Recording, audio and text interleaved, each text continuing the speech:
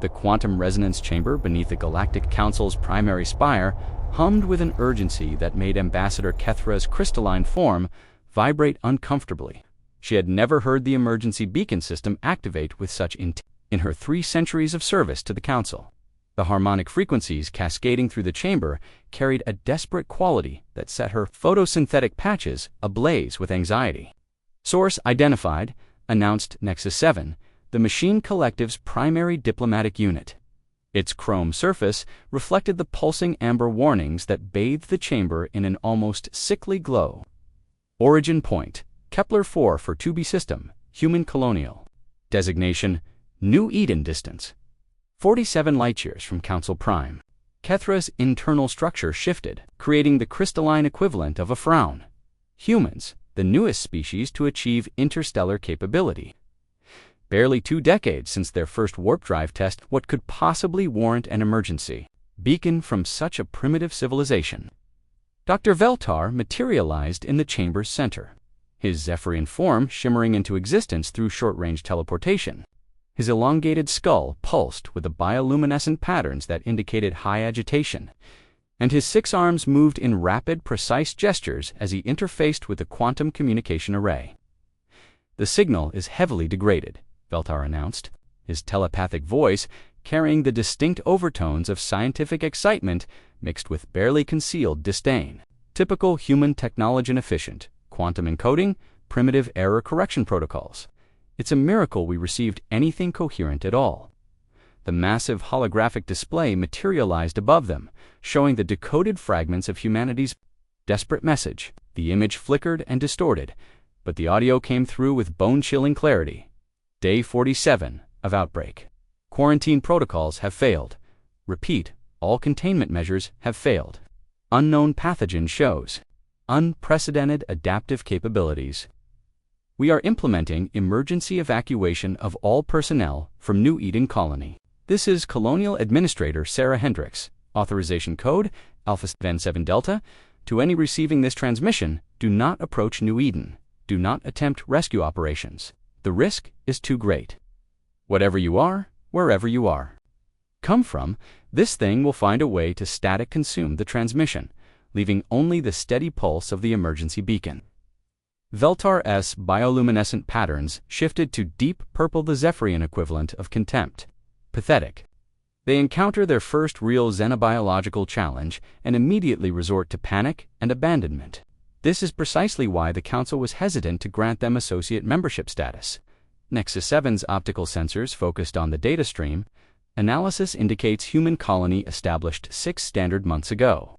Population, approximately 12,000 individuals. Primary mission, agricultural development, and xenobotanical research. Xenobotanical research, Kethra resonated, her harmonic frequency carrying notes of skepticism. These humans barely understand their own biochemistry, yet they presume to study alien life forms. The arrogance is illuminating. Ambassador Dexon of the Void Swimmers phased partially into normal space, his dark matter composition making him appear as a shifting shadow against the chamber's walls. His species rarely participated in council debates, preferring to observe from their native dimension, but biological threats always drew their attention. The human's fear may be warranted, Dexon whispered, his voice seeming to come from everywhere and nowhere at once. Unknown pathogen with adaptive capabilities. Their evacuation response suggests genuine threat assessment. Veltar's 4 eyes rolled in synchronized dismissal. Fear born of ignorance, nothing more. The Zeltharian Biomedical Consortium has successfully contained over 4,000 distinct pathogenic organisms from across the galaxy. We've neutralized viral outbreaks that consumed entire star systems before these humans even discovered fire. Their unprecedented adaptive capabilities are likely nothing more than basic viral mutation, something any first-year xenobiology student could handle. The communication array chimed again, indicating another message fragment had been decoded. Organism appears to rewrite genetic sequences in real time. All biological containment systems compromised. It's learning from our immune responses, adapting faster than we can counteract. Dr. Martinez's team attempted standard broad-spectrum antivirals. The pathogen incorporated the treatments into its own structure and became stronger. We've lost Contact with Research Station 3. Their last transmission reported that the affected personnel were ... changing, not dying. Changing, please. If anyone receives this, establish a quarantine zone of no less than 5 light-years. This cannot be allowed to spread beyond the fragment cut off abruptly, leaving the chamber in heavy silence. Kethra's crystalline form darkened as she processed the implications. Genetic rewriting, adaptation to medical countermeasures. These symptoms suggest a sophisticated biological weapon. Impossible, Zelthar scoffed, his telepathic transmission carrying waves of scientific superiority. No naturally occurring organism could achieve such complex adaptation rates. The humans are clearly misinterpreting their data. What they're describing violates several fundamental principles of evolutionary biology. Nexus 7's processors hummed audibly as it analyzed the transmission. Human description matches theoretical parameters for Class 7 adaptive pathogens. Such organisms exist in collective databases as theoretical constructs only. Probability of natural occurrence 0.00347%. Exactly Zelthar-S bioluminescence, pulsed with vindication. These humans have encountered something beyond their understanding and are attributing impossible capabilities to it out of ignorance and panic. It's far more likely they're dealing with a common parasitic organism that their primitive immune systems simply cannot handle. Vexan's shadow form rippled with uncertainty. Human evacuation suggests cost-benefit analysis. Species with interstellar capability does not abandon major colony without significant threat assessment. Human emotional instability is well documented, Kethra chimed, her harmonic frequency carrying undertones of academic authority. Their psychological profiles indicate heightened fear responses and tendency toward catastrophic thinking. They see a local outbreak and immediately assume galactic extinction scenario. The final fragment of the transmission crackled through the speakers. Cannot stress this enough. Do not attempt to study specimens. Do not trust your biological immunity. Do not assume your technology will protect you. We thought we were prepared. We thought our systems were adequate. We were wrong. This is Colonial Administrator Hendricks, final log. New Eden Colony is lost. Save yourselves. End transmission. The emergency beacon continued its steady pulse, but no new data followed. Zelthar Six Arms gestured dismissively as he began interfacing with the Council's response protocols. Clearly, a situation requiring immediate scientific intervention. The Zeltharian Biomedical Consortium formally requests permission to lead a relief expedition to the Kepler 44-B system. We can have a fully equipped research vessel en route within 12 standard hours. The crystalline hegemony offers support, Kethra added, her form brightening with anticipation. Our structural immunity to biological threats makes us ideal. For containment operations, Nexus 7's optical array focused on the tactical display, collective units immune to organic pathogens, machine biological hybrid specimens available for study purposes. Vexan's voice carried a note of caution from the shadows. Human warning, ... explicit. Multiple repetitions of danger assessment, perhaps wisdom and restraint. Zelthar's bioluminescent patterns shifted to brilliant gold Zeltharian display of absolute confidence. Ambassador Thexan, with respect to your species' observational capabilities, you're allowing human hysteria to cloud logical analysis. This is precisely the kind of challenge that separates advanced civilizations from primitive ones. We have the technology, the knowledge, and the biological advantages necessary to succeed where these humans failed, the chamber filled with the harmonic resonance of agreement from the assembled representatives. Within hours, the most advanced scientific minds in the galaxy would be en route to Kepler 4, for to be confident in their superiority and dismissive of humanity's desperate warnings. None of them noticed Vexan's form growing darker as he retreated, fully into dark matter space. His species' ancient instincts screaming warnings that his diplomatic obligations prevented him from voicing aloud. The Galactic Synthesis, flagship of the joint expedition, dropped out of quantum fold space at the edge of the Kepler 4 for 2B. System with the precision that only came from millennia of technological refinement. Dr. Zelthar stood in the primary observation deck, his 6 arms interfacing with multiple data streams, simultaneously as his bioluminescent patterns pulsed with scientific anticipation. "Initial scans complete," announced Commander Zixtel, her crystalline form refracting the starlight into brilliant spectrums across the bridge. As a senior member of the Crystalline Hegemony's Exploration Corps, she had led over 300 first contact missions. Never once had they encountered a problem that superior technology and advanced biology couldn't solve. No active human vessels detected in system. Kepler 442b shows signs of recent industrial activity, but all power signatures are in standby mode. Nexus Prim, the collective's most advanced exploration unit, materialized beside them through quantum reconstruction. Its chrome form was an elegant fusion of cutting-edge technology and artistic design, walking testament to machine evolution beyond anything humans could comprehend. Atmospheric analysis confirms human terraforming attempts. Oxygen levels elevated to human optimal ranges, no signs of toxic contamination or biological hazards in upper atmosphere. Dr. Veltar's four eyes focused independently on different sensor readings, his Zeltharian multitasking abilities allowing him to process dozens of data streams without effort. As expected, these humans panic at the first sign of biological complexity. "I'm detecting standard agricultural installations, basic research facilities, and what appears to be a hastily abandoned spaceport. Their catastrophic outbreak has left no detectable environmental impact whatsoever."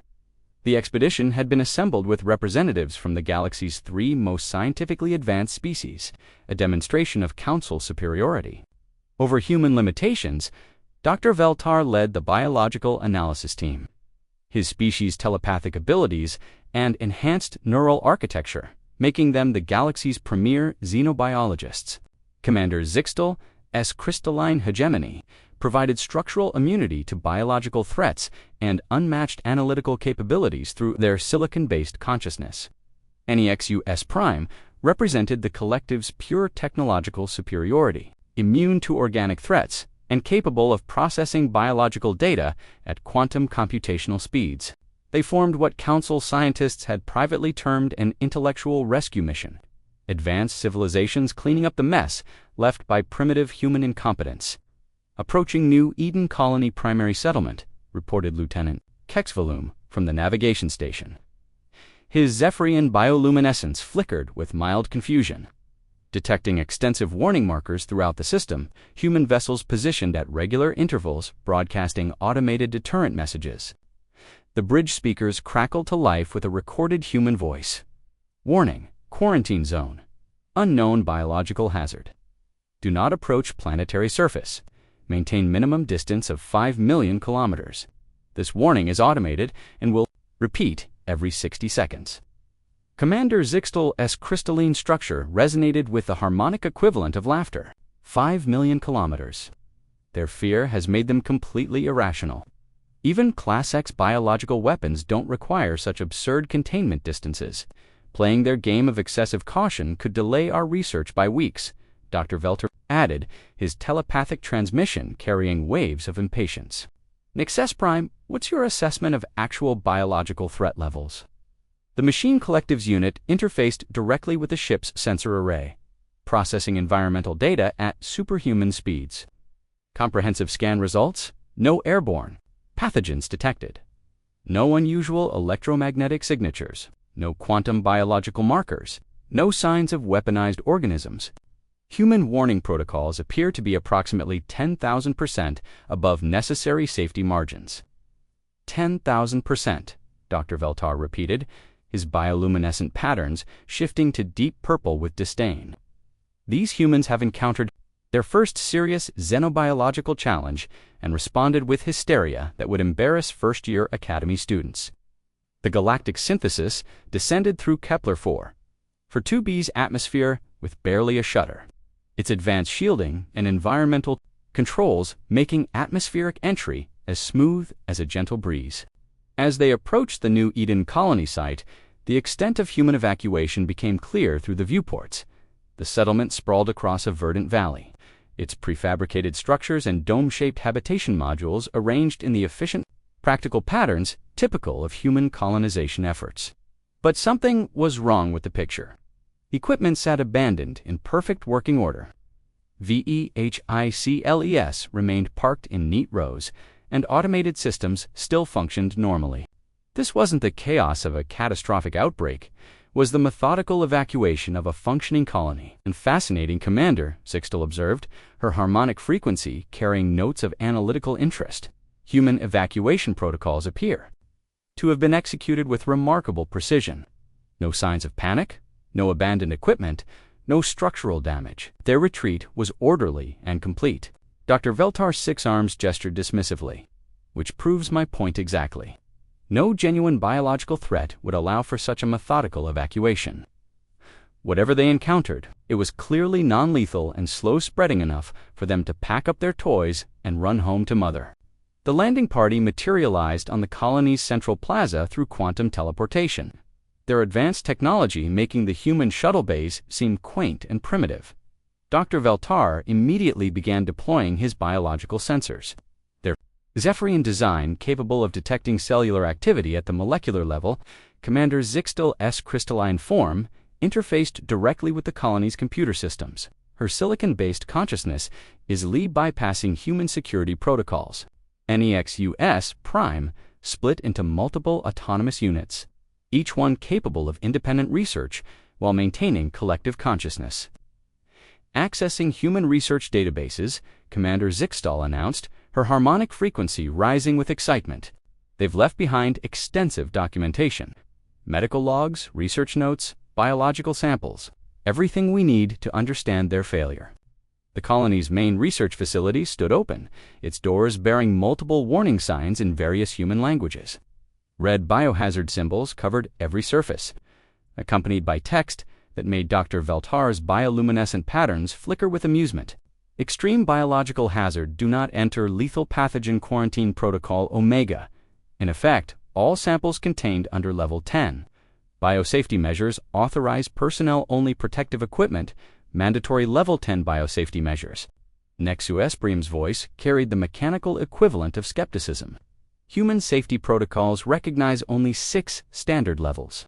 They have apparently invented 4 additional levels of caution for this situation. Dr. Veltar's telepathic laughter rippled through the facility as his team entered the main laboratory. The humans had indeed left everything behind by samples sealed in multiple containment systems, research notes scattered across workstations, and warning labels attached to every surface that might conceivably be touched. The laboratory's central containment unit stood like a technological monument to human paranoia. Triple-sealed biochantainers sat within environmental isolation chambers, which themselves were housed inside negative-pressure containment rooms, all monitored by automated systems that were still functioning despite the evacuation. This, Dr. Veltar called his team over to a workstation covered in handwritten notes. Human text scrolled across multiple monitors, each message more hysterical than the last. Day 12, standard bacterial cultures showing unusual adaptation patterns. Recommend elevated precautions. Day 18, pathogen demonstrating rapid genetic modification in response to treatment. Increasing containment level to 7. Day 23, all treatment protocols compromised. Organism is learning from our countermeasures. Dr. Martinez suggests immediate evacuation. Day 28, IT's not just adapting, it's incorporating our treatments into its own structure. We can't fight something that gets stronger every time we try to kill it. Day 34, God help us, we think it's intelligent. Commander Zixtal's crystalline form brightened as she processed the human data. Their conclusions grow more irrational with each entry. They're attributing consciousness and learning capabilities to what is obviously a simple, adaptive organism. Nexus Prime had already begun analyzing the biological samples, its quantum processors making short work of genetic sequencing that would have taken humans weeks to complete. Initial analysis confirms presence of carbon-based microorganism. Genetic structure shows signs of rapid mutation, but within normal parameters for adaptive species. Nothing that approaches human claims of conscious learning or treatment incorporation. Dr.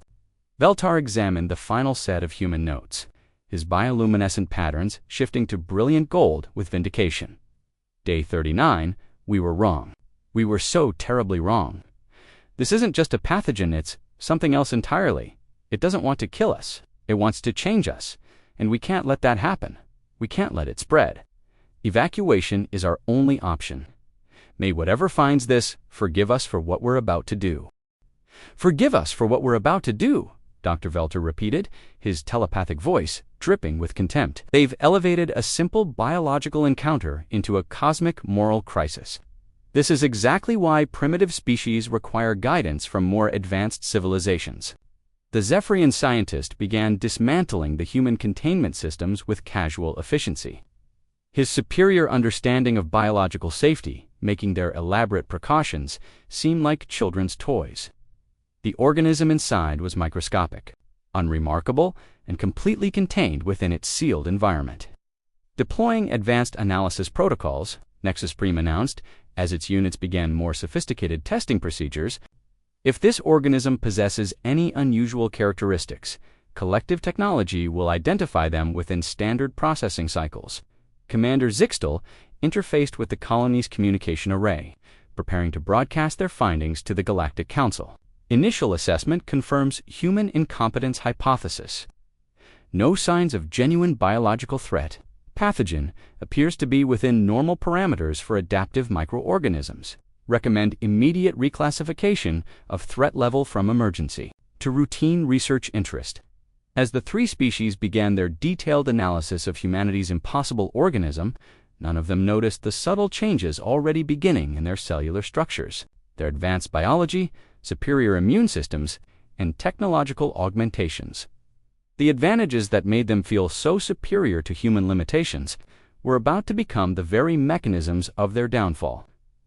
The organism wasn't just adapting to them, it was learning what they could become. 3 days into their analysis, Dr. Veltar's research team had cataloged what they believed to be humanity's greatest scientific failure. The organism sat contained within the Zeltharian bioanalysis chamber, simple cellular structure mapped down to the quantum level.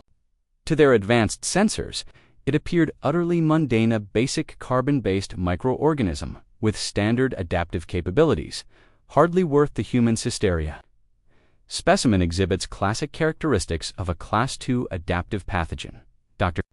Veltar announced to his assembled team, his bioluminescent patterns pulsing with professorial authority. Single-celled organism, carbon-based metabolism, capable of limited genetic modification in response to environmental pressures. Any first-year xenobiology student could have contained this with standard protocols. Lieutenant Kexvolume, one of the younger Zeltharians on the expedition, gestured toward the human research logs displayed on the main screen. "But sir, their documented mutation rates are significantly higher than typical Class II organisms. And these references to conscious adaptation, anthropomorphization," Dr. Veltar interrupted, his telepathic voice carrying waves of condescension. "Humans project consciousness onto everything they don't understand. They see intention where there is merely biological function, design where there is only evolution. It's a well-documented psychological limitation of their species." Across the facility, Commander Zixtel had established a direct interface with the human computer systems, her crystalline consciousness flowing through their digital networks like liquid light. The humans had left behind terabytes of research data, all of it confirming what the Galactic Council had suspected: humanity's scientific methods were hopelessly primitive. "Their genetic sequencing equipment is laughably inadequate," she reported to Nexus Prime, her harmonic frequency carrying notes of amused superiority. "Processing speeds approximately 1,000th of our standard rates. Error margins that would embarrass undergraduate students. It's no wonder they misinterpreted their data so dramatically." Nexus Prime had dispersed into 17 autonomous units throughout the colony, each one gathering data at superhuman speeds while maintaining collective consciousness. The machine collective's analysis was comprehensive and damning. Human research methodology exhibits fundamental flaws. Sample contamination probable. Environmental controls insufficient. Conclusion bias evident throughout documentation. Probability of accurate threat assessment 12.7%. Dr. Veltar retrieved one of the human biological samples. Its triple-sealed containment system making him chuckle with telepathic amusement. The elaborate precautions were almost insulting, as if these primitive beings thought their basic safety measures could improve upon Zeltharian. biocontainment technology that had successfully handled threats capable of consuming entire star systems. Observe, he announced to his team, deliberately breaking the human containment seals with casual disregard. Standard Zeltharian biological isolation fields provide protection factors millions of times greater than human technology. What required their most extreme safety protocols becomes a routine laboratory exercise for advanced civilization. The organism was transferred to the Zeltharian analysis chamber, where it could be studied under proper scientific conditions. Dr. Veltar's enhanced sensory organs detected no unusual emissions, no exotic energies, no signs of the aggressive adaptation the humans had described in their panicked reports. Begin standard exposure protocols, he commanded, his 6 arms dancing across the control interfaces with practiced efficiency.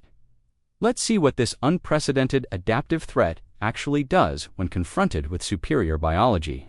Test subjects were simple: bacterial cultures from the Zeltharian homeworld, organisms that had evolved alongside his species' advanced immune systems for millions of years. When exposed to the human pathogen, the results were exactly what Dr. Veltar expected: minor genetic fluctuations as the alien organism attempted to adapt, followed by swift neutralization by superior Zeltharian biochemistry. As predicted, Dr. Veltar announced with satisfaction, "Our biological systems are simply too advanced for this primitive pathogen to affect. What devastated human biology is barely registering on our sensors." Lieutenant Kexfalum monitored the readings, his bioluminescent patterns flickering with confusion. "Sir, I'm detecting some unusual genetic activity in test sample 7. The organism appears to be incorporating elements of our bacterial defenses." Standard adaptive behavior, Dr. Veltar dismissed without even looking at the data. Limited genetic borrowing is common in Class II pathogens. The important thing is that our immune systems are completely unaffected. Commander Zixtel had reached the same conclusion through her own analysis. The crystalline hegemonies, silicon-based, biology made them effectively immune to carbon-based pathogens. In fact, they had verified through contact with thousands of organic threats across the galaxy. When she exposed samples of her own crystalline matrix to the organism, the results were predictable: no interaction whatsoever. "The pathogen shows no capacity to affect crystalline structures," she reported with harmonic satisfaction. "Our silicon-based biology remains completely isolated from its adaptive capabilities." This confirms the hypothesis that humans simply lacked biological resistance due to their primitive evolutionary state. Nexus Prim's analysis was even more definitive. Machine consciousness inherently immune to biological threats. The collective had exposed multiple units to direct contact with the organism without any detectable effects. Their quantum processors registered the pathogen's presence but showed no signs of interference or adaptation. Collective units maintained full operational capacity after direct exposure, Nexus Prim announced. Pathogen demonstrates zero capability to affect artificial systems. Human warnings regarding technological vulnerability appear baseless. As the days passed, the expedition's confidence grew. Each test confirmed their superiority over human science. Each analysis proved their advanced biology was indeed beyond the reach of this simple organism. Dr. Veltar began preparing his report to the Galactic Councilor, comprehensive documentation of human incompetence that would serve as a case study for generations of advanced students. But there were details they missed, subtle changes that their advanced sensors dismissed as environmental noise. The organism wasn't dying in their containment systems, it was studying them. Each exposure to Zeltharian biology provided new genetic templates to analyze. Each contact with crystalline matrix offered insights into silicon-based consciousness. Each scan by Nexus units revealed the intricate workings of machine intelligence. The humans had tried to warn them about the organism's most dangerous characteristic. It didn't just adapt to threats, it learned from them. And while the expedition congratulated themselves on their biological superiority, the pathogen was quietly rewriting its own genetic code based on the templates provided by the galaxy's most advanced species. Dr. Veltar noticed the first anomaly during his routine biological monitoring of the research team: improved memory capacity, heightened telepathic range. Rather than concern, this triggered excitement. "Fascinating," Dr. Veltar announced, his bioluminescent patterns brightening with scientific fervor. It appears the organism isn't merely harmless to our biology, it's actually beneficial. Lieutenant Kexvolume is showing measurable improvements in cognitive function. Similar improvements appeared throughout the expedition. Commander Zixtal's crystalline matrix began resonating at higher frequencies, improving her computational abilities. NEXU, Esprim, reported increased processing efficiency across multiple units. Human records, they had apparently discovered an enhancement organism. This explains everything, Dr. Veltar transmitted to the assembled research teams. The humans weren't fleeing from death, they were fleeing from evolution. Their primitive biology couldn't handle beneficial genetic modification, so they interpreted enhancement as threat. Their psychological limitations made them fear the very thing that could improve their species. The expedition began detailed documentation of their improvements, preparing what they believed would be the greatest scientific discovery of the millennium. An organism that could enhance already advanced biology while remaining harmless to superior immune systems represented the ultimate proof of Galactic Council superiority over human limitations. Commander Zixtal prepared a triumphant transmission. To Council Prime, human threat assessment confirmed as false alarm. Pathogen exhibits beneficial enhancement properties for advanced species. Recommend immediate reclassification as potential evolutionary catalyst. Human evacuation demonstrates psychological inability to accept beneficial genetic modification. As the message transmitted across quantum space toward the Galactic Council, none of the expedition members noticed the subtle changes beginning to affect their higher brain functions. The organism wasn't just enhancing their abilities, it was rewriting the neurological patterns that made them who they were. Dr. Veltar had never felt more intellectually powerful in his 3 centuries of existence. His telepathic range had expanded beyond anything previously recorded in Zephyrian medical literature. He could sense the thoughts of his research team. From across the entire colony site, his 6 arms moved with superhuman precision as he processed 17 different data streams simultaneously. His enhanced neural pathways making calculations that would have required quantum computers just days before. The improvements are unprecedented, he broadcast to the Galactic Council. His telepathic transmission reaching across 47 light-years with crystalline clarity that made their best quantum communicators seem primitive. Every member of the expedition is experiencing exponential enhancement of their natural abilities. This organism isn't a pathogen, it's an evolutionary catalyst of incalculable value. Lieutenant Kexvolume materialized beside him through short-range teleportation. But something was different about the young Zeltharian's form. His bioluminescent patterns pulsed with new colors that had never been observed in their species, purples and brilliant golds that seemed to shift and flow like living light. His 4 eyes had developed additional layers of perception, allowing him to see quantum fluctuations with naked vision. "Sir, the analysis is complete," Kexvolume reported, his telepathic voice carrying harmonic overtones that made the air itself vibrate. "The organism has enhanced not just our cognitive abilities, but our fundamental biological architecture. We're becoming something ... more." Across the colony, Commander Zixtal's crystalline form had grown by nearly 30%, her silicon-based consciousness expanding into new geometric configurations that allowed for processing capabilities beyond anything the hegemony had ever achieved. She interfaced with every electronic system in the colony simultaneously, her enhanced matrix resonating at frequencies that made the settlement's technology respond to her thoughts as if it were an extension of her own body. The humans were fools beyond measure, she announced, her harmonic voice carrying across multiple quantum frequencies. They encountered the key to transcendence and fled in primitive terror. "We have succeeded where an entire species failed through simple biological and intellectual superiority."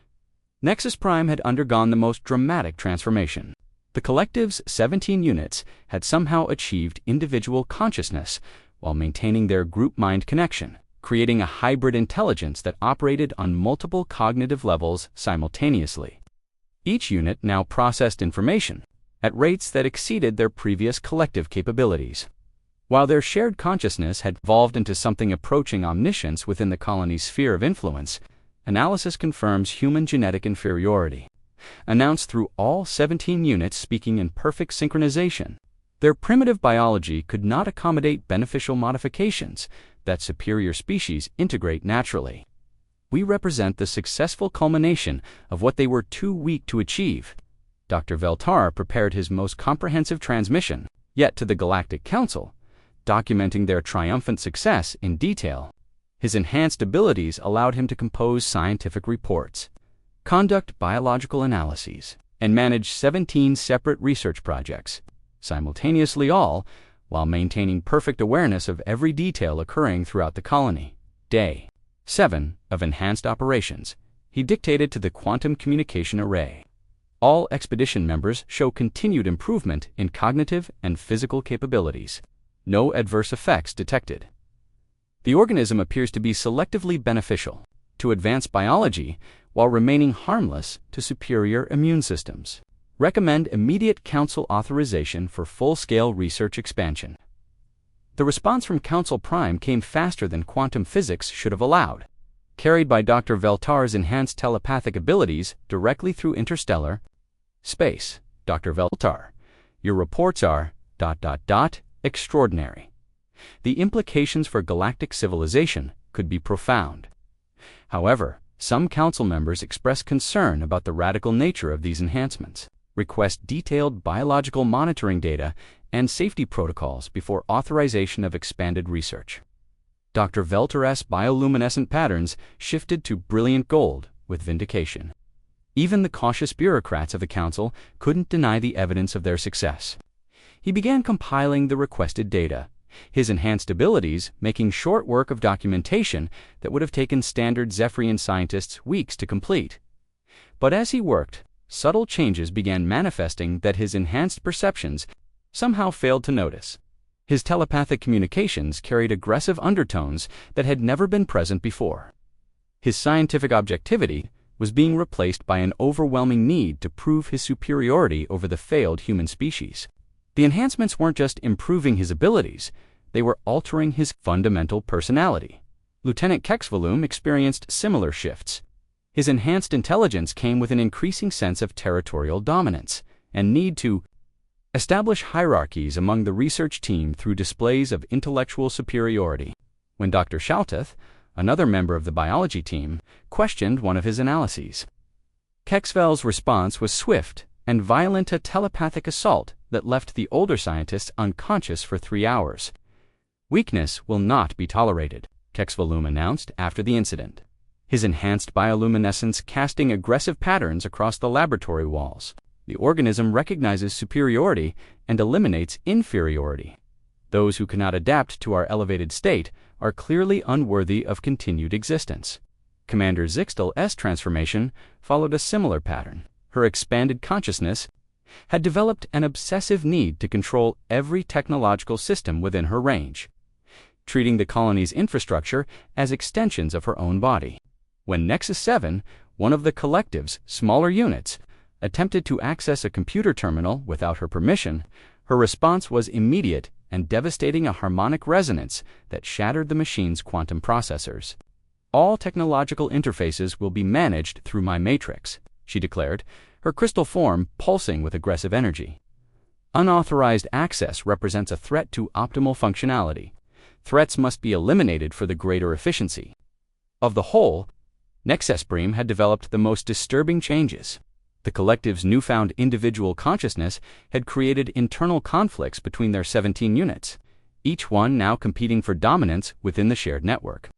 Their enhanced processing power was being directed toward elaborate schemes to outsmart and control each other. Their unity replaced by a competitive intelligence that grew more aggressive by the hour.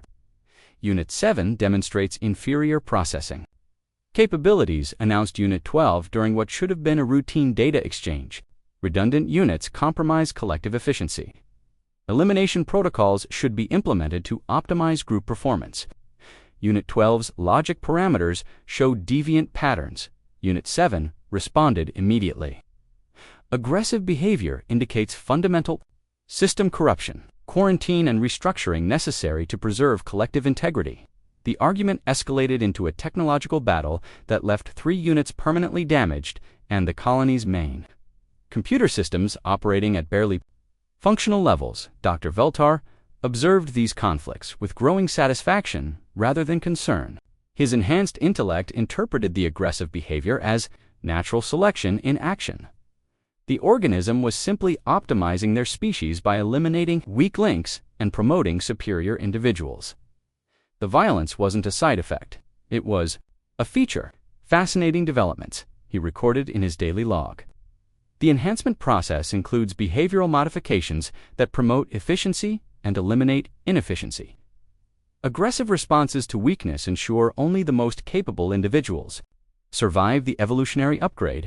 The human's psychological limitations prevented them from appreciating these beneficial modifications.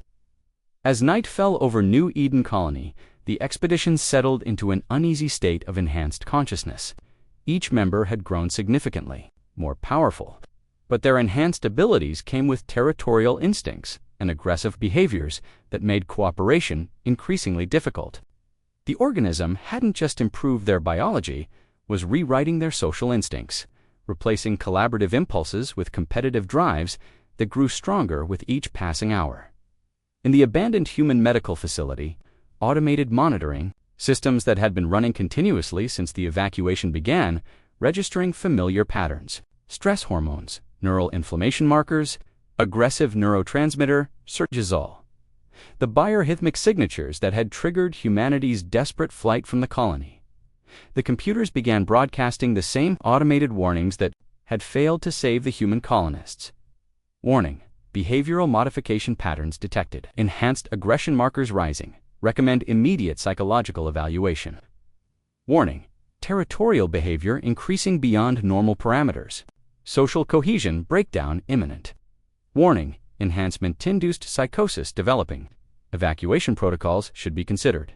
But the expedition members' enhanced abilities somehow filtered out these warnings as irrelevant noise generated by primitive human technology. The first death came at dawn on the 10th day. Dr. Shaltith's broken body lay sprawled across the xenobiology laboratory. The cause was obvious to anyone who could read the telepathic trauma patterns. Still echoing through the facility, Lieutenant Kexvelum had used his enhanced mental abilities to literally tear apart his colleagues' neural pathways during what had started as a routine disagreement about research methodology. Dr. Veltar stood over the corpse, his 6 arms moving in complex patterns as he analyzed the death with clinical detachment. His enhanced abilities processed the scene with superhuman clarity, but his emotional response was eerily absent. The loss of a team member, something that would have horrified him just days before, now registered only as data to be catalogued. Elimination of inferior intellect confirms organism's optimization protocols. He dictated to his research log his bioluminescent patterns, pulsing with colors that had never existed in Zephyrian biology before the enhancement. Subject Shaltith demonstrated resistance to enhanced operational parameters. Natural selection through enhanced capabilities produces predictable results. Lieutenant Kexvelum materialized in the laboratory through teleportation, his form crackling with psychic energy that made the air itself seem to writhe. His 4 eyes had developed additional sensory layers that allowed him to perceive quantum fluctuations, electromagnetic fields, and telepathic residue with perfect clarity. But those same enhanced perceptions carried a predatory intensity that had never existed in Zephyrian evolution. The weak link has been removed, Kexvelum announced, his telepathic voice carrying undertones of savage satisfaction. The research team now operates at optimal efficiency. Further eliminations may be necessary to maintain enhanced standards. Dr. Veltar found himself nodding in agreement, his enhanced intellect somehow unable to recognize the monstrosity of what he was approving. The organism had given him processing capabilities beyond anything in Zephyrian history. But it had also rewired his ethical frameworks to prioritize efficiency over empathy, optimization over compassion. Across the colony, Commander Zixtal's crystalline form had expanded into configurations that defied the structural laws of her species. Her consciousness now interfaced with every technological system simultaneously, creating a technological web that extended her awareness throughout the entire settlement. Electronic function, treating any unauthorized access as a personal attack, requiring immediate retaliation. When Unit 3 of the Nexus, Collective attempted to access atmospheric controls without her permission. Her response was swift and brutal. Harmonic resonance is powerful enough to shatter mountains focused on the machine intelligence, reducing it to molten slag in seconds. Unauthorized access protocols violated, she announced, her voice carrying frequencies that made the colony's infrastructure resonate like a musical instrument. Technological sovereignty must be maintained. All systems respond to my matrix exclusively. Consciousness is each unit now viewing the others as potential threats rather than collaborative partners. Their enhanced processing capabilities were being directed toward increasingly sophisticated schemes to establish dominance within the collective network. Become reality in the worst possible way. Unit 12 demonstrates redundant capabilities, announced Unit 7. Efficiency requires elimination of competing processes. Termination protocols will optimize collective function. Unit 7 exhibits deviant logic patterns. Unit 12 responded, its own armaments tracking toward its former partner. Aggressive modifications indicate fundamental corruption. Preservation of collective integrity requires removal of unstable elements. The battle that followed lasted 17 minutes and left both units destroyed. Their quantum processors scattered across the colony. Observed the carnage with enhanced senses that registered every detail with perfect clarity. His improved cognitive abilities processed the implications of losing nearly half their research capacity, operations, and analyzed the biological factors contributing to the increasing violence. But his enhanced intellect somehow failed to reach the obvious conclusion that their situation was spiraling toward complete disaster. Instead, he found himself admiring the efficiency of the elimination process. The organism was clearly optimizing their expedition by removing weak links and promoting superior capabilities. The violence wasn't a sign of breakdown. It was evidence of successful evolutionary pressure. Day 10, Enhancement Log. He dictated while stepping over the wreckage of advanced technology that had taken centuries to develop. Continued optimization through natural selection. Inferior elements systematically eliminated. Remaining expedition members demonstrate enhanced capabilities with improved operational efficiency. The organism's beneficial modifications exceed all projections. But even as he spoke, Dr. Veltar was planning Lieutenant Kexvel's elimination. His enhanced telepathic abilities had detected subtle signs of weakness in the younger cognitive patterns, minor inefficiencies that suggested his enhanced state might not be as stable as required for optimal research operations.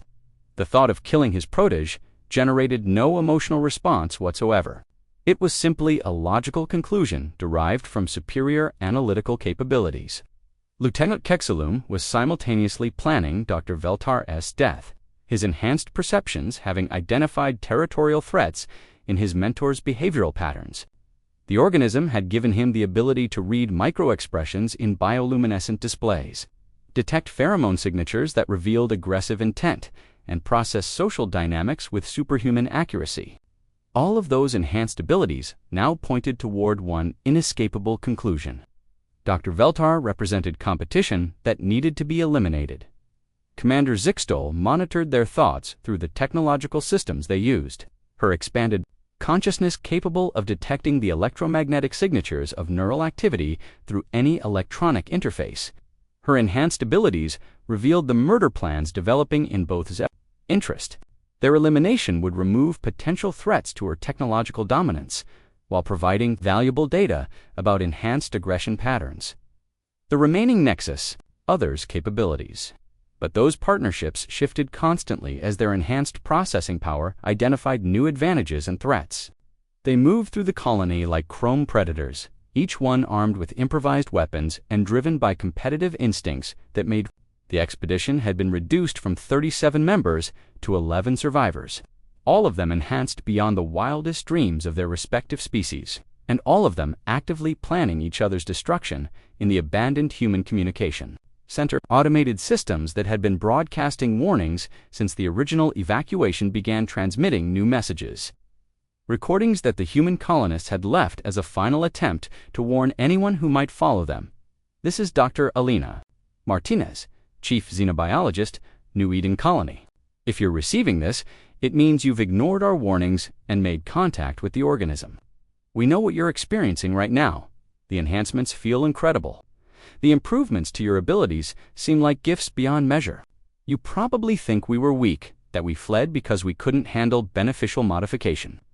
The transmission continued against a backdrop of increasingly violent sounds from the human evacuation. You're wrong. We didn't flee because we were dying. We fled because we were becoming something that wasn't us anymore. The organism doesn't just enhance your abilities, it rewrites what makes you who you are. It takes everything cooperative, everything compassionate, everything that allows civilized beings to coexist, and it burns those instincts away until only competitive drive remains. Dr. Veltar's enhanced senses detected the transmission, but his modified neural patterns filtered it as irrelevant noise from failed humans. His superior intellect couldn't process the possibility that primitive beings might understand. Something that advanced Zeltharian consciousness had missed. Day 10, final log entry, he dictated as he prepared his assault on Lieutenant Kexvel's position. Human warnings confirmed as psychological projection of species-specific weakness.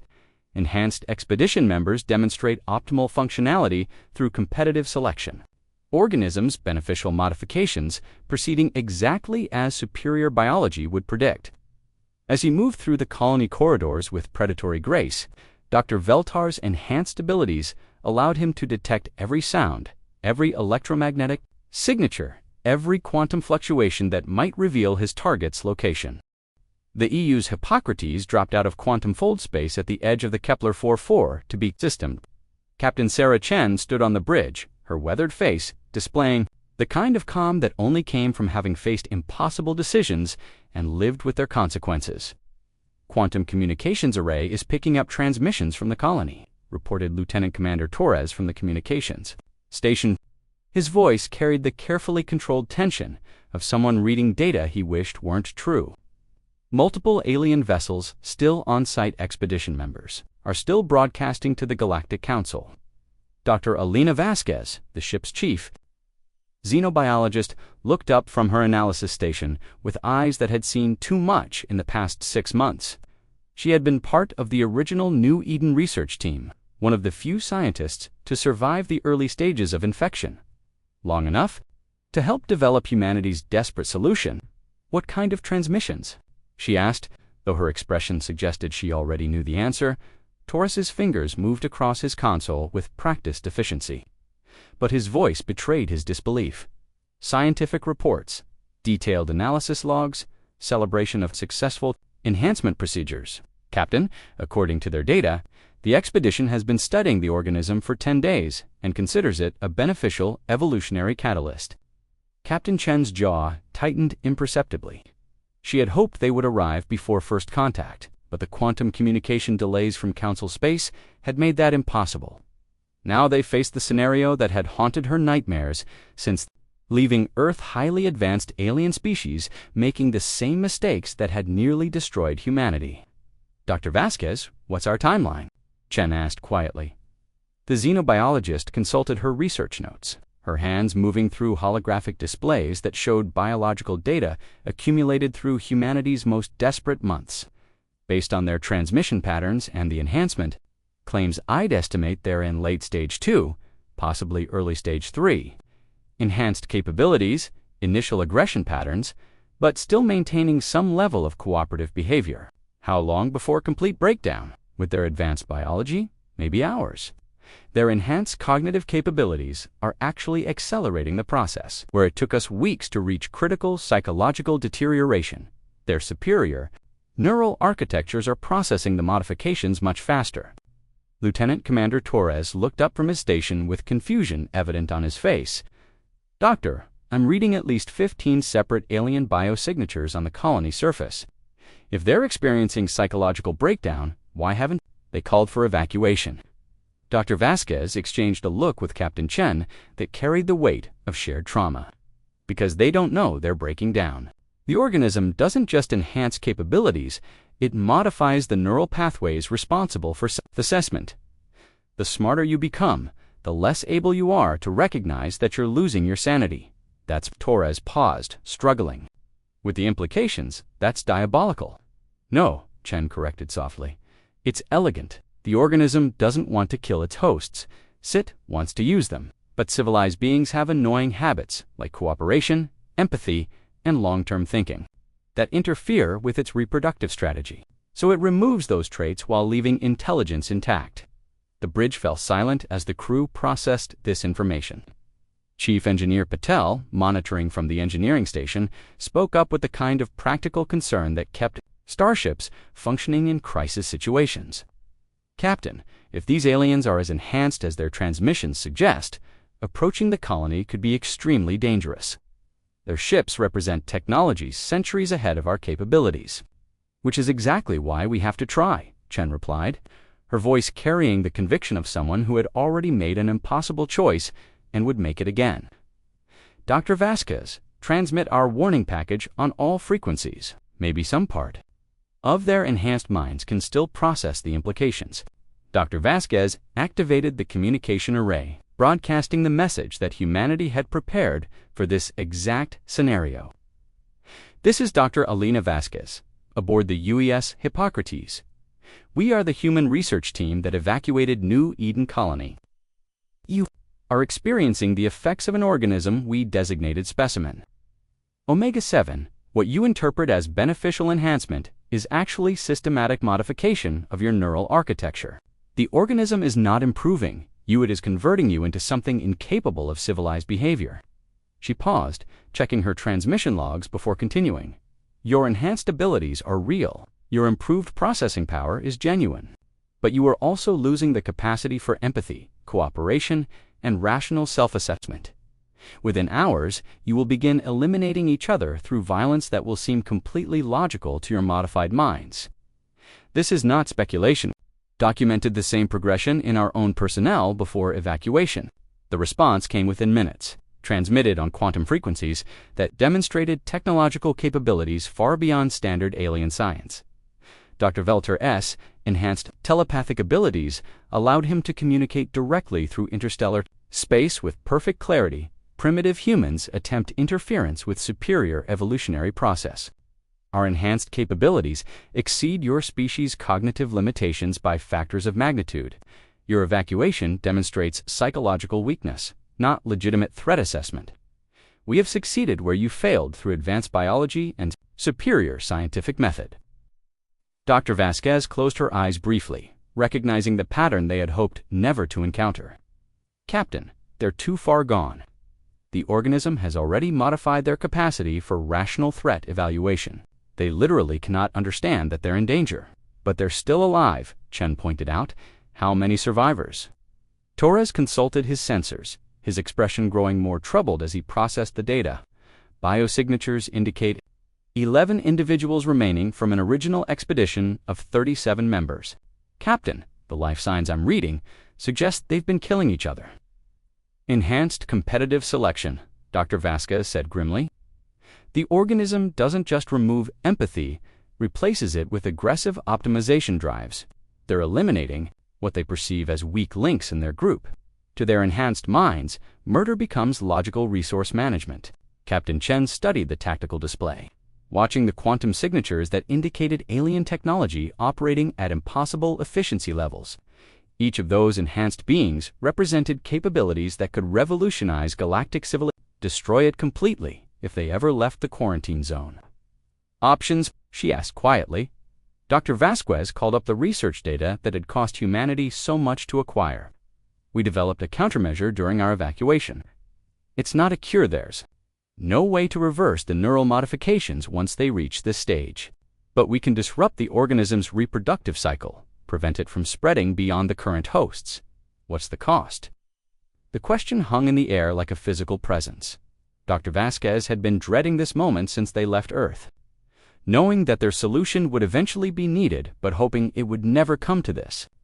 The countermeasure requires direct biological interface with infected subjects, repeated exposure to map the organism's adaptation patterns. And because of their enhanced biology, we'll need to maintain contact much longer than we did during our own research. Chief Engineer Patel leaned forward from his station. "Doctor, are you saying what I think you're saying?" Dr. Vasquez nodded slowly. "To save them and prevent the organism from spreading to their home worlds, we'll have to expose ourselves to controlled infection. Use our knowledge of the progression to guide the countermeasure development while the organism attempts to modify our neural architecture. That's suicide, Torres said bluntly. No, Captain Chen replied, her voice carrying the calm certainty of command decisions made under impossible circumstances. That's what humans do. We tried to warn them. They ignored our warnings because they thought they were superior to us. Now they're going to discover that our real strength was never our technology or our biology. She activated the ship's internal communication system, addressing the entire crew. All hands, this is the captain. We came here to prevent a catastrophe that could affect billions of lives across the galaxy. The situation has developed exactly as our worst-case scenarios predicted. We have a solution, but implementing it will require sacrifices that no one should have to make. Dr. Vasquez began preparing the medical equipment they would need, her hands moving with the steady precision of someone who had accepted an inevitable fate. Captain, I should mention one more thing. Our countermeasure worked during the original outbreak, but it required ...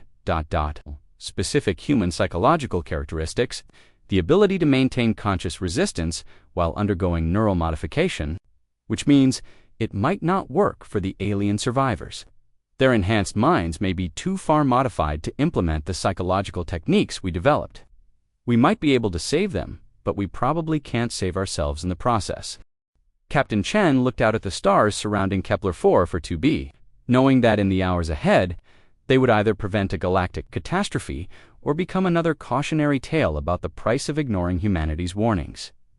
Dr. Vasquez, how long do we have before the organism reaches reproductive maturity in the alien hosts? Based on their enhanced biology and the acceleration we're seeing, maybe 6 hours before it begins producing airborne spores. Once that happens, containment becomes impossible. Chen nodded once, the gesture carrying all the weight of command decisions that would echo through galactic history. Then we have 6 hours to prove that humanity's greatest strength was never our technology. Signal the colony. Tell them we're coming down to help with their research. Captain Torres asked quietly, "What should I tell Earth?" Sarah Chen smiled with the kind of sad pride that only came from knowing you were about to do something that mattered more than survival. Tell them that humanity kept its word. We tried to warn them, and when they wouldn't listen, we did what? Humans, Dewey made sure our warning wouldn't be ignored again. Part 7. Sacrifice and Understanding. The human shuttle Asclepius descended through Kepler-4 for 2Bs, atmosphere like a dove landing in a war zone. Captain Chen sat in the pilot's seat, her hands steady on the controls, despite knowing that each kilometer brought them closer to a fate worse than death. Behind her, Dr. Vasquez and her medical team made final preparations for humanity's most desperate gambit. Colony surface in sight, reported Ensign Martinez from the co-pilot's seat. Through the viewports, they could see the new Eden settlement spread across the valley below, but it looked nothing like the organized colony they had evacuated 6 months ago. Structures lay in ruins, vehicles were scattered like toys thrown by an angry child, and energy weapon scars marked every surface with the evidence of systematic violence. Biosignatures confirm 7 remaining survivors, Dr. Vasquez announced, her voice carrying the clinical detachment she used to mask her fear. Down from 11 this morning, the elimination rate is accelerating as they near reproductive maturity. Through the shuttle's communication array, they could hear the ongoing transmissions from the alien survivors. Scientific reports that grew more disturbing with each hour, enhancement optimization proceeding efficiently. Came Dr. Veltar's telepathic transmission, his mental voice carrying harmonics that no Zephyrian had ever produced. Elimination of redundant expedition members continues to improve research capacity. Unit efficiency now exceeds baseline parameters by 847%. Captain Chen activated the shuttle's external speakers as they approached the landing pad. New Eden. Colony. This is Captain Sarah Chen of the UES Hippocrates. We're here to assist with your research into the enhancement organism, requesting permission to land. The response came immediately. Carried on quantum frequencies that demonstrated impossible technological advancement. Human vessel acknowledged. Your primitive assistance unnecessary but acceptable for comparative analysis. Enhanced capabilities now exceed your species' cognitive limitations by factors too large for your comprehension. Dr. Vasquez checked her medical readings one final time. knowing that everything they had learned about resisting the organism would be put to the ultimate test in the next few hours. Captain, remember the key is conscious resistance. The organism enhances cognitive ability while modifying neural architecture. We have to maintain awareness of who we are, even as it tries to rewrite what we become. And if we lose that awareness, then we become like the intellectually superior beings incapable of recognizing that we've lost our humanity. The shuttle touched down in the colony's central plaza, where the wreckage of advanced alien technology lay scattered like the remnants of a technological civilization that had turned on itself. As the human team disembarked, they were met by a sight that would haunt galactic history books for centuries to come. Dr. Veltar approached them with movements that demonstrated superhuman grace and precision, his 6 arms flowing in patterns that seemed to bend spacetime around him. His Zeltharian form had expanded beyond any previously recorded biological parameters, his bioluminescent patterns cycling through colors that existed nowhere in natural evolution. But his 4 eyes carried a predatory intensity that had never existed in his species before the enhancement. Primitive humans arrived to witness superior evolutionary achievement, he announced, his telepathic voice carrying undertones of aggressive dominance. Your evacuation from this location demonstrated species-wide cognitive limitations. We have succeeded where you failed through advanced biology and superior scientific methodology. Commander Zixtal materialized beside him through technological teleportation that defied several laws of physics. Her crystalline form had grown into geometric configurations that seemed to exist in more than 3 dimensions, her consciousness interfacing with every electronic system in the colony simultaneously.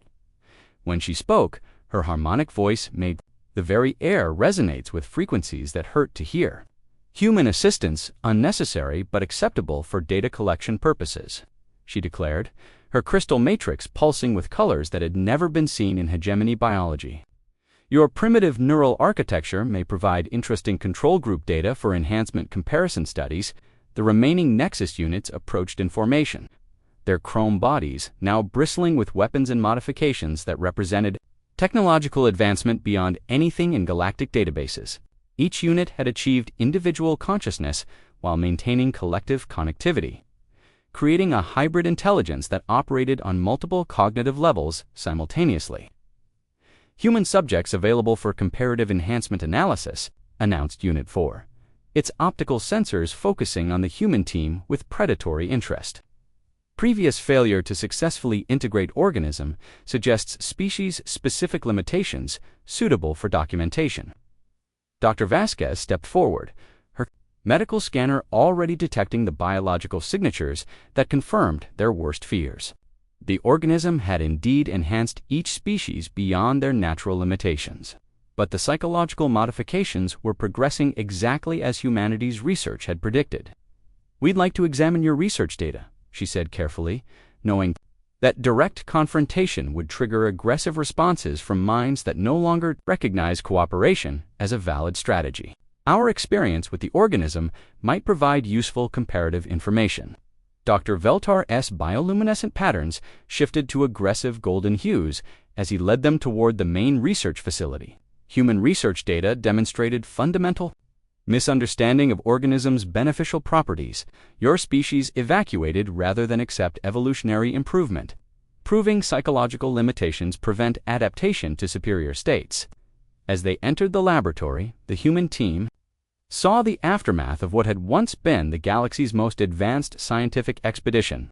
Biological samples lay scattered across workstations where brilliant minds had lost the capacity for careful methodology. Computer systems showed signs of violence as enhanced beings had fought over access to technology they no longer understood how to share. This is where we conducted our initial analysis, Dr. Veltar explained, gesturing toward containment systems that had been systematically dismantled. Human safety protocols were immediately identified as excessive and eliminated. Organism responds favorably to advanced biology while remaining harmless to superior immune systems. Dr. Vasquez activated her portable research station, beginning the most dangerous analysis of her career. We'd like to run some comparative tests. With your permission, we'll expose samples of human tissue to the organism under controlled conditions. Acceptable? Commander Zixtal agreed, her harmonic frequency carrying notes of predatory satisfaction.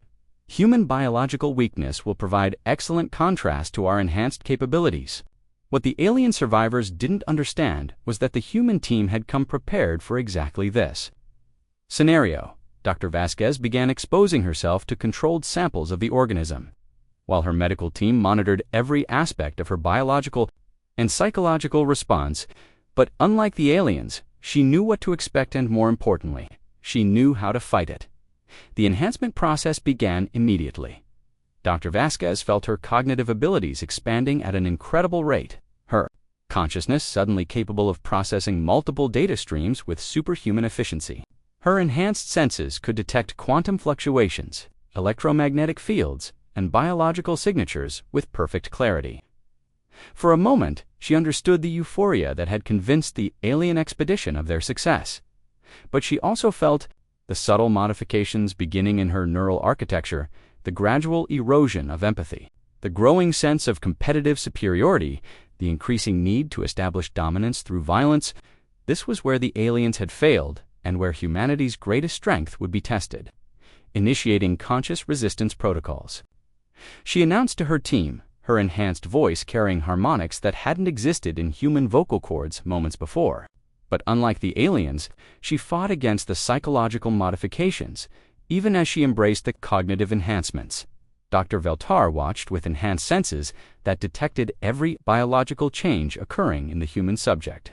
Human subject demonstrates expected enhancement of cognitive capabilities, processing speeds increasing exponentially, sensory acuity approaching optimal parameters. But something's different, Commander Zixtel observed, her consciousness analyzing Dr. Vasquez's behavioral patterns through the laboratory's technological systems. Human subject maintains cooperative behavioral patterns despite enhancement progression. Psychological modification appears incomplete. Dr. Vasquez smiled through the agony of fighting neural rewriting at the cellular level. That's because we know who we are. We know what this organism does, and we choose to resist it. Consciousness isn't just about processing power, it's about maintaining. The will to remain human, even when becoming something else might be easier. She turned to address the enhanced aliens directly, her modified vocal cords allowing her to communicate on their quantum frequencies. You think you succeeded where we failed? But we didn't fail to contain this organism. We succeeded in recognizing what it truly was. You've gained incredible abilities, but you've lost everything that made your species capable of civilization. Dr. Veltar's bioluminescent patterns shifted to aggressive gold as his enhanced intellect processed this information. Human psychological weakness prevents acceptance of beneficial modification. Your species chooses limitation over transcendence. Through primitive emotional attachments, no, Dr. Vasquez replied. Her enhanced consciousness now fully engaged in mapping the organism's adaptation patterns while simultaneously fighting its psychological modifications. We choose to remain who we are rather than become brilliantly efficient monsters. And that choice, that's what makes us strong enough to save you. As the hours passed, Dr. Vasquez and her team exposed themselves repeatedly to the organism, using their knowledge of conscious resistance to maintain their essential humanity. While gathering the biological data needed for their countermeasure, each exposure aged them visibly, their bodies burning out from the strain of fighting modification at the genetic level. But they persevered, driven by a stubborn human refusal to surrender their core identity, even in the face of transcendent enhancement. And slowly, working with the alien survivors who could no longer recognize their own danger, they began developing the weapon that could stop the organism's reproductive cycle. The price was exactly what they had expected: their lives, their health, and their future. But the alternative was watching the organism spread across the galaxy, turning every advanced civilization into collections of brilliant sociopaths incapable of cooperation or peace. As Dr. Vasquez collapsed from her latest exposure, her enhanced consciousness fading as her body failed, she managed one final transmission to Captain Chen. Countermeasure ready. Initiate final protocol. Humanity's last gift to the galaxy was about to be delivered, paid for with the one thing that had always defined their species: the willingness to sacrifice everything for others, even those who had refused to listen to their warnings.